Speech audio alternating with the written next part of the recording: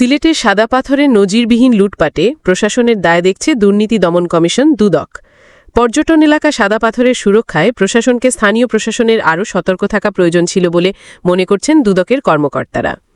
লুটপাটের এই ঘটনার পর আজ বুধবার দুপুরে সিলেটের সীমান্তবর্তী কোম্পানীগঞ্জ উপজেলার জনপ্রিয় পর্যটন কেন্দ্রটি পরিদর্শনে যায় দুদক সিলেট কার্যালয়ের একটি দল। 1 বছরের বেশি সময় ধরে কয়েক শত কোটি টাকার পাথর লুট চললেও এত দেরিতে দুদকের উপস্থিতি নিয়ে সাংবাদিকরা প্রশ্ন করেন। জবাবে সিলেটের উপপরিচালক রাফি মোহাম্মদ নাজমুস সাদাত বলেন, এটা মূলত স্থানীয় প্রশাসনের দায়িত্ব। প্রশাসন আরও সতর্ক থাকা প্রয়োজন ছিল, তাদের আরও কার্যকর ভূমিকা রাখা দরকার ছিল। এছাড়া খনিজ সম্পদ উন্নয়ন ব্যুরো সহ যেসব বিভাগের সাথে যুক্ত তাদের লুট ঠেকাতে ভূমিকা রাখা প্রয়োজন ছিল। এখানে কয়েক শত কোটি টাকার রাষ্ট্রীয় সম্পদ পাথর আত্মসাৎ করা হয়েছে।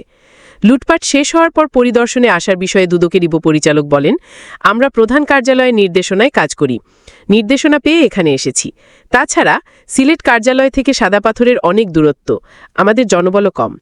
প্রাথমিক পরিদর্শন শেষে দুদকের এই কর্মকর্তা জানান, লুট হওয়া পাথরের বেশিরভাগই ভোলাগঞ্জ এলাকাতেই আছে। আশেপাশে গড়ে ওঠা স্টোন ক্রাশার মিলে এগুলো ভাঙা হচ্ছে।